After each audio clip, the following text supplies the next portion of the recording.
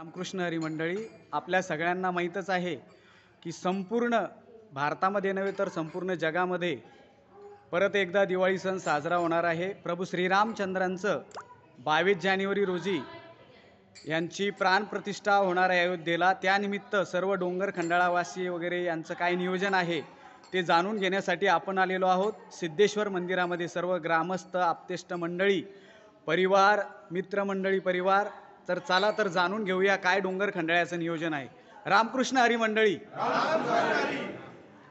हे भगवान आमचे सिद्धेश्वर भगवान, या सिद्धेश्वराच्या दारी आता श्री दत्ताभाऊ उरसाल हे आपल्याला या नियोजनाची माहिती देतील। सर्वात पहिले डोंगर खंडाळा सिद्धेश्वर मंदिरामध्ये सकाळी 5 वाजता काकड आरती होणार आहे आणि 8 वाजता श्रीरामप्रभूचे मिरवणूक निघणार आहे। गावातून भव्य मिरवणूक निघणार आहे। शाळेतली मुलं, गावातील मंडळी, पूर्ण भक्त मंडळी सगळी येणार आहे आणि लाईव्ह इथं आपल्या मंदिरामध्ये कार्यक्रम दाखवले जाणार आहे।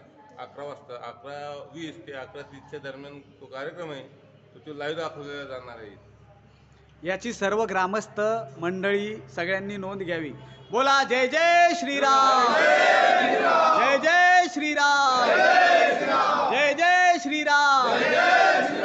याची सगळ्या गावकरी मंडळी, आप्तेष्टांनी नोंद घ्यावी। धन्यवाद।